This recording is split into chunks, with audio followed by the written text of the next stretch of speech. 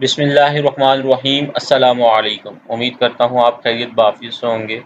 आज जो लेक्चर हम डिस्कस करने जा रहे हैं वो इनकम टैक्स रिटर्न के ऊपर है और इससे पहले हमने हाउसवाइफ़ के ऊपर एक लेक्चर बना चुके हैं। ये आज उसका दूसरा लेक्चर है और आज के लेक्चर में हम देखेंगे कि अगर किसी हाउसवाइफ़ के पास या घर या गाड़ी हो तो उसका रिटर्न कैसे फ़ाइल होगा। तो चलें हम अपना लेक्चर स्टार्ट करते हैं। ऑलरेडी देखिए मैं लॉगिन हूँ और डिक्लेरेशन पे आता हूँ। डिक्लेरेशन पे आने के बाद हमने क्या करना है, नॉर्मल रिटर्न फॉर्म लेना है और पीरियड सेलेक्ट कर लेंगे टैक्स ईयर 22 और 22 सेलेक्ट करने के बाद ये हमारे पास फॉर्म ओपन हो गया।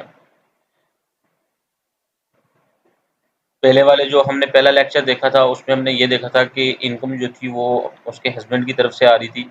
इस लेक्चर में हम ये देखेंगे कि या तो उसके नाम पे गाड़ी है या फिर कोई फ्लैट है उसके नाम पे, यानी कि गाड़ी भी 1000 सीसी की है या कोई फ्लैट उनके उनके नाम पे है, तो वो कैसे अपनी रिटर्न फाइल करेंगे।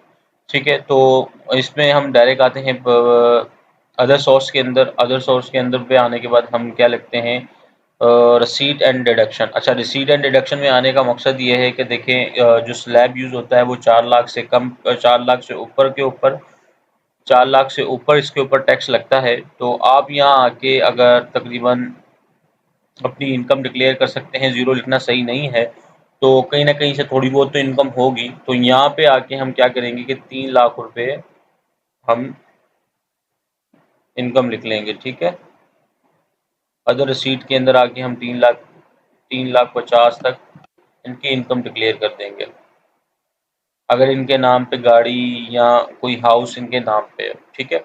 ये 3,50,000 हमने यहाँ लिख दिया और टैक्स चार्जेबल पे आके हमने क्या करना है, कंप्यूटेशन पे आए। देखें कंप्यूटेशन पे आने के बाद देखें कोई भी वैल्यू इनके ऊपर अब इम्प्लीमेंट नहीं हो रही टैक्स की, ठीक है। फिर क्या करना है, ये हो गई, ये हमने कंप्लीट कर लिया।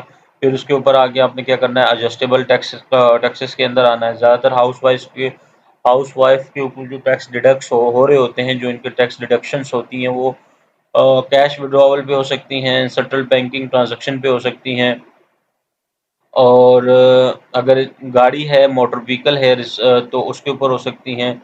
उसमें प्राइवेट व्हीकल के ऊपर मैं बता देता हूँ कि कहाँ वो मेंशन करेंगी।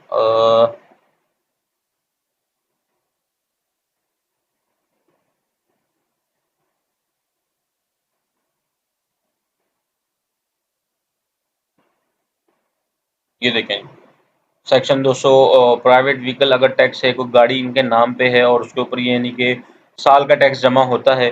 अगर इनके नाम पे है गाड़ी तो इस जगह पे आके ये अपना टैक्स मेंशन करेंगी। तो कैसे करेंगी, यहाँ आके गाड़ी का नाम लिखेंगी, कोई भी जोन सी भी गाड़ी होगी, जैसे सिविक है, सिविक लिख दी और यहाँ आके नंबर लिख दिया जो भी होगा BAFB।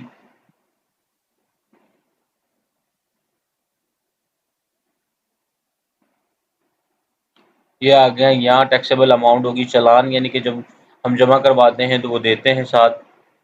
फर्ज करें कि वो अमाउंट है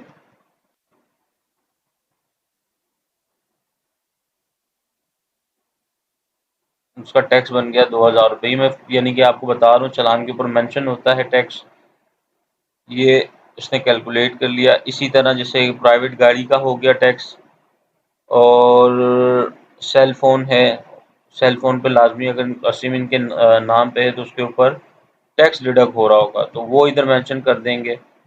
और टैक्स यानी कि कैसे यानी कि सर्टिफिकेट हासिल किया जाता है, प्लेलिस्ट के अंदर इसके ऊपर लेक्चर अवेलेबल है तो आप चेक कर सकते हैं। तो यहाँ पे पूरा नंबर लिख दीजिएगा अपना।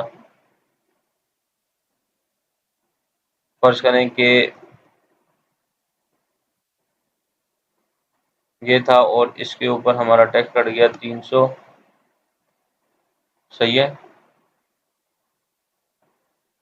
इसके अलावा ये 2 टैक्स हो गए। प्रीपेड या इंटरनेट यूज़ कर रही होंगी तो यहाँ पे टैक्स इनका आ जाएगा। प्रीपेड इंटरनेट कार्ड यूज़ कर रही होंगी वो यहाँ आ जाएगा। इसके अलावा कोई बाहर से कोई फॉरेन ट्रांजैक्शन की होंगी यहीं से, यानी कुछ चीज़ मंगवाई होगी बाहर से, तो 236 वाई के अंदर आके मेंशन कर देंगी, ठीक है। ये इनकी हो गई एडजस्टेबल टैक्स जो थे वो हमने मेंशन कर दिए। उसके बाद इसने क्या करना है, हम कंप्यूटेशन पे आते हैं। कंप्यूटेशन पे आने के बाद 2300 और 2300 ही रिफंड आ रहा होगा।